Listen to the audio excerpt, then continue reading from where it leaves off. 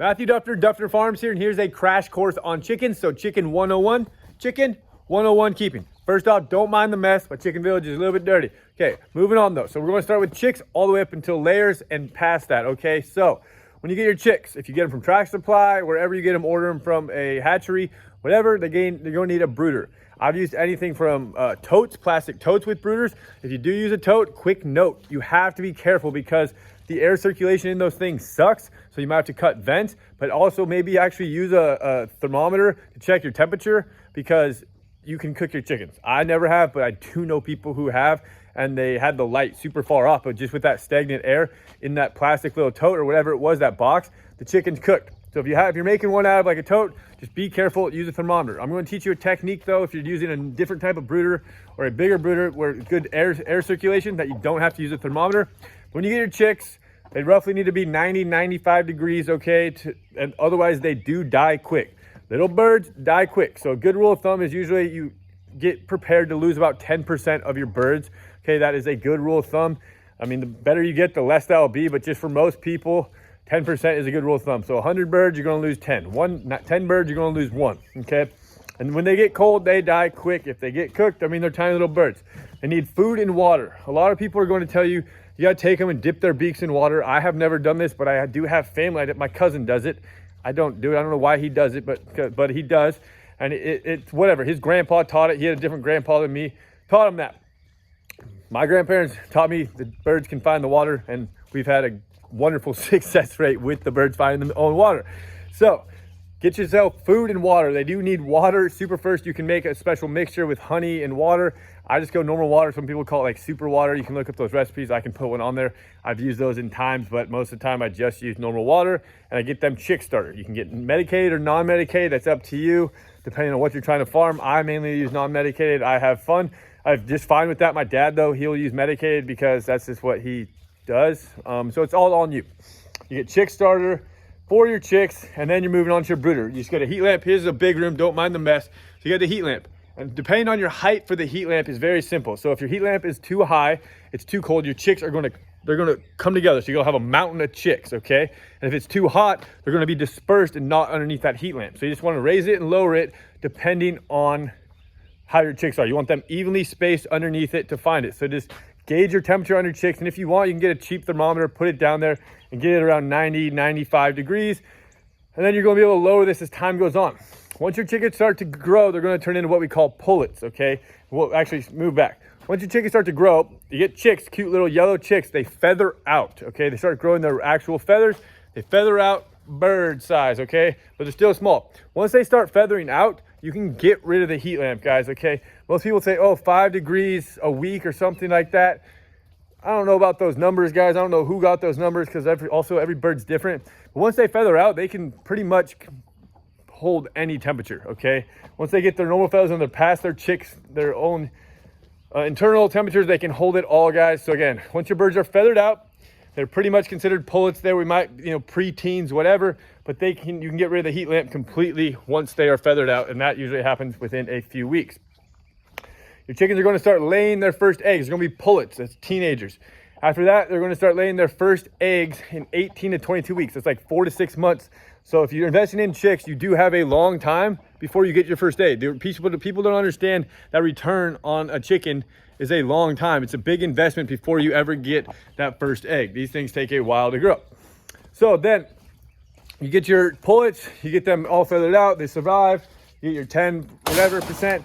And again, you want your chickens to have access to, at least I do, have access to water and food 24 hours a day. Some people only feed their chickens a limited amount.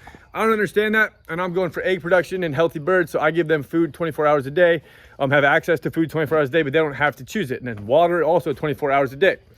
So once your chicks grow up, because when they're chicks, you don't need roosts or anything. So once your birds start turning into pullets, once they start feathering out, you're going to want to get a little roost for them so they can start getting used to it. And what I do is I will put boxes in with my pullets. So I'll keep my chickens locked down in something like this, in a little coop, and I'll have boxes set up so that they'll start to identify the boxes, okay? And even though they don't have to, they're not going to start laying, but they're going to see the boxes and they get accustomed to it, But you're going to also want to get them a roost because they're going to want to naturally start roosting. A roost is just anything. I got this one right here made out of pallets. It's literally just a pallet with some 2x4s, wham, bam, bing, bang, bongo, super easy. The chickens love it because it's wide. You need a pallet for chickens roost, the 4-inch, 3.5-inch 1x4 style. That is great because that way they don't get bubble foot. They don't want to curl over and stuff like that. Like in nature, you think, oh, they're sitting on a branch, they're curling it over. But it's actually better if they're sitting flat-footed and they have that wide print to put their foot down. Doesn't make sense. I know you think that in nature they're on a branch, grabbing it like that, but that actually hurts them more. So a pallet works great, and so you're going to want to get them a roost and get that to them right when they get feathered out so they can start roosting. Because at night they roost, that's what they sleep on.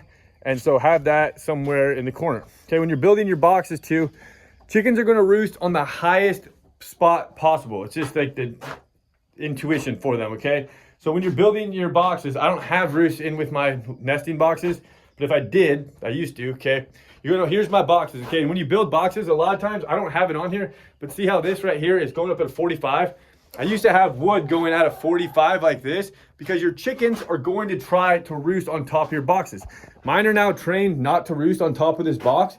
So, but I had this right here and then I had boards. See, I had this right here and I had boards going like this all the way up so that they couldn't stand on there. A 45-degree angle, they'll get up there and they'll just slide down every time. So they will not be able to roost up there. And then after a while, I found out it's kind of like the flea trap, the flea experiment. They stopped trying to get up there. I didn't know that. That's news to me. I learned that last year. But you got to keep, I mean, my dad's boxes still have that 45 on them. So they will try to roost on that. But you want your boxes, okay, to be lower than your roost because otherwise your chickens will just roost in the boxes. So keep your boxes, you know, mine are 10 inches off the ground or so. You just want them somewhat off the ground so that, you know, more rats, mice, stuff can't get in there. I mean, you could even have them on the ground pretty much, but again, you got to bend over, get those eggs.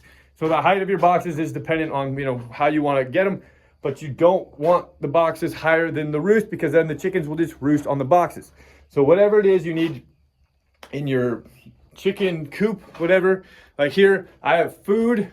And if I didn't have the outside, I'd have food, water in here. I'd have my nesting boxes, and then I'd also have my roost in the corner. And then I would do that. I keep that with them until they start laying. And then once once they get old enough that you think, once they get old enough as pullets and stuff, you can start laying them outside. And they're then going to be able to adapt to the outdoor world. And once they start laying eggs, they're not probably going to lay in the boxes. What I'll do is we put golf balls. Keeping it, we will use, you have to put something in the box for your chickens to notice it's an egg. Golf balls work great, but they do make glass eggs, fake eggs. You can spend a bunch of money, but literally golf balls work amazing. Put them in the boxes. Your chickens will think they're eggs, and that does help them realize that they need to be laying eggs in that box. But again, that's not until like the 4 to 6 month thing, but if you have the eggs in there, they can just helps with their mental. You can let your chickens out pretty early in life. After they feather out, give them, we usually keep them locked down in the coop for a little bit to allow them to get a little bit bigger just in case of predators from above, eagles, etc. So letting them get a little bit bigger allows them to do it. And when you let your chickens out the first time, they will not want to go out. They will not know what that thing is. They'll just stare at that open door. Sometimes once one figures it out, it's crazy. They all bum rush it and they will all run out after that point and love it. Then they'll be itching to go outside. But start letting your chickens out. The wonderful thing about chickens is once they know where their roost is and where their sleeping spot is, their home, they will put themselves back at night. So you will not have to go. Don't have to worry about, I gotta go put my chickens in. No. If you have a chicken run that's fenced off and then a coop that has a door open, the chickens will march right back in there as the sun is going down and roost up on their own. And then you can go lock the door if you want, or if you have that fenced off coop or run, you won't need to. But they will literally put themselves back on their roost at night, which is an amazing thing. You don't have to teach them anything except you just have to train them where their house is. And that's just what you do when they're chicks, to when they're pullets. You keep them locked down for a little bit and then bing, bang, bongo, that easy. Once you start letting them out, I let mine free range. So I have a little door here. I let them free range. Not right now. I haven't recently because there's been some predators out here during the day, aka some puppies I got. But we're getting them trained on the chickens, so I haven't let the chickens out because I don't trust all these puppies that we got right now, and I got to break them for these, and I'm not trying to lose any more chickens.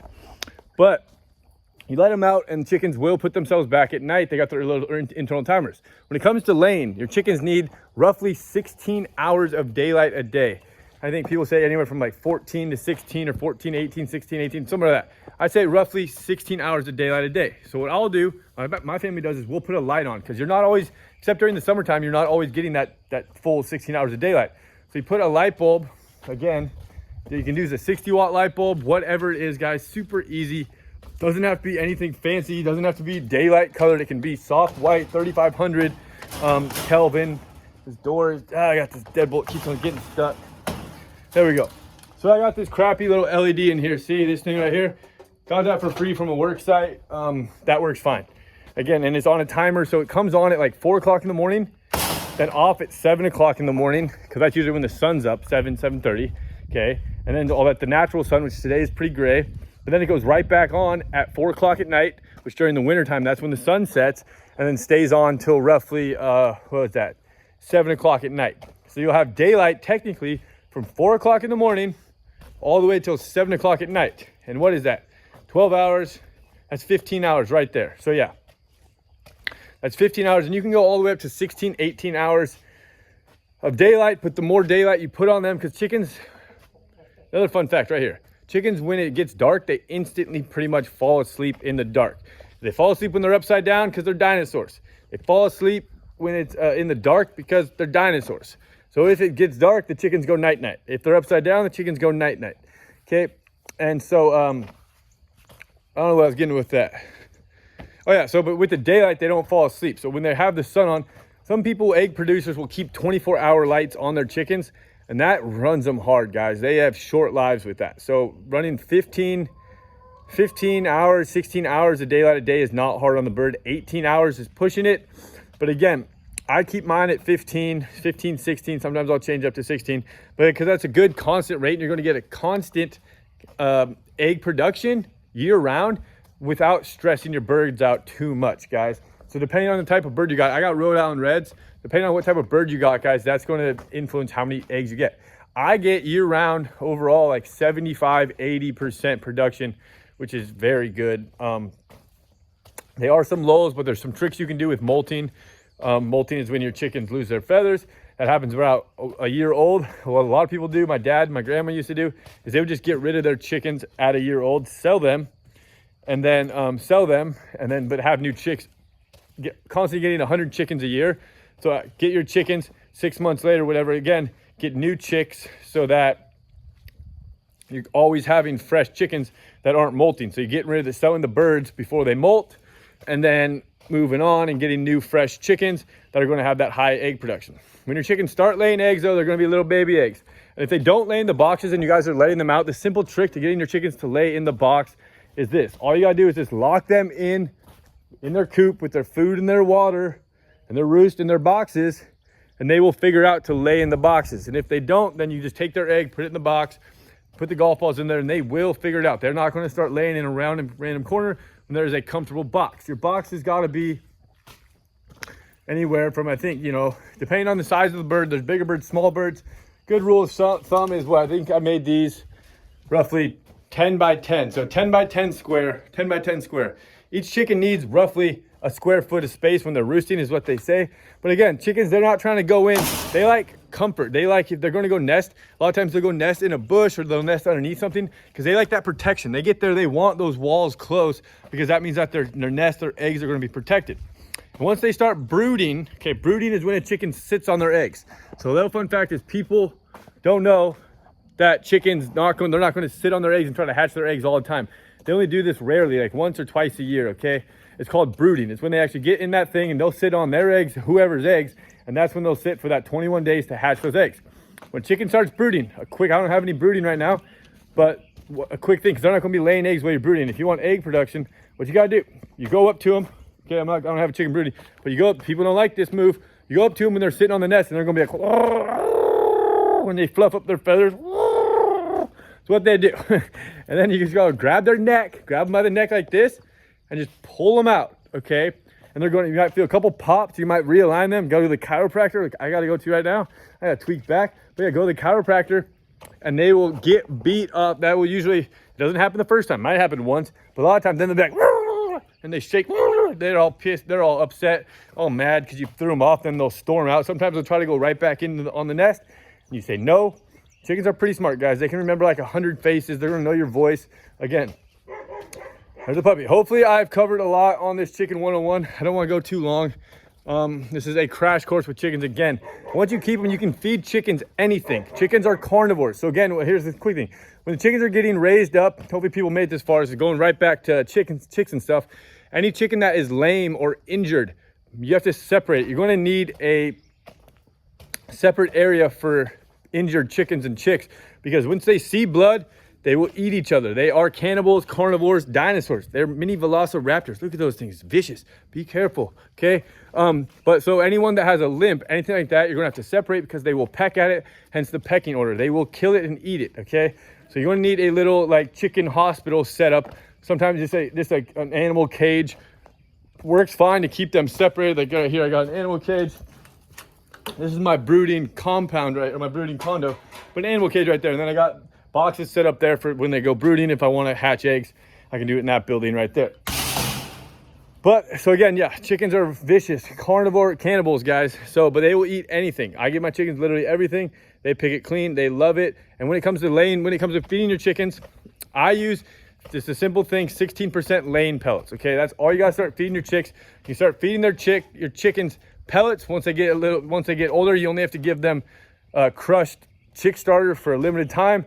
I'm not going to get into making your own feed right now because that's another extended one. So just to start out, for the buying, a chick starter, crushed chick starter, and then you're going to get crumbled chick starter, and then you're going to get 16% lane pellets. And again, you can get medicated, non-medicated. It don't matter. I get literally the cheapest thing because I supplement mine with so much other stuff. And then I'll also like make my own feed. But right now, if you're just starting out, you're going to want to just get 16% lane pellets and start feeding them that right after they get off the chick starter, and you're good to go. So then your lights, chickens, they need light, water, food, and a place to lay their eggs and a place to sleep, a roost. That's all your chickens need. So hopefully this chicken 101, it did go a little bit long. I apologize. And I definitely did leave some things out, I know, but this is just on the fly here in my chicken village. Yeah, so water, lights, food, roost, sleeping spot, and that's all your chickens need, and they will produce eggs and live a chicken life. And be careful again, because they will kill each other. You do not need a rooster. Again, you do not need a rooster to get eggs. You only need a rooster for fertile eggs. The point of a rooster is to protect this flock, protect this flock. Space. I'm sorry, iPhone 12 old. I make too much content, etc. Okay, but real quick, your chickens need that, all that stuff. I had food, water, light, some there to sleep. You do not need a rooster. A rooster's job is to protect the flock, protect the flock, protect the flock, make baby chicks. Okay, so if you don't want fertile eggs, don't get a rooster. If you do, but also the rooster does protect the flock because he is the top of the pecking order. Chickens make the pecking order. Where do you think it came from, guys? And if you don't want a boss bee in there, okay, being a hen, pecking on the other hens, get a rooster, okay? Again, that's a quick little tip. I know I forgot stuff, but hopefully that is a chicken 101 crash course. If you guys have any questions, put them in the comments and I will address them. Thank you all for watching. God bless. Like, share, subscribe.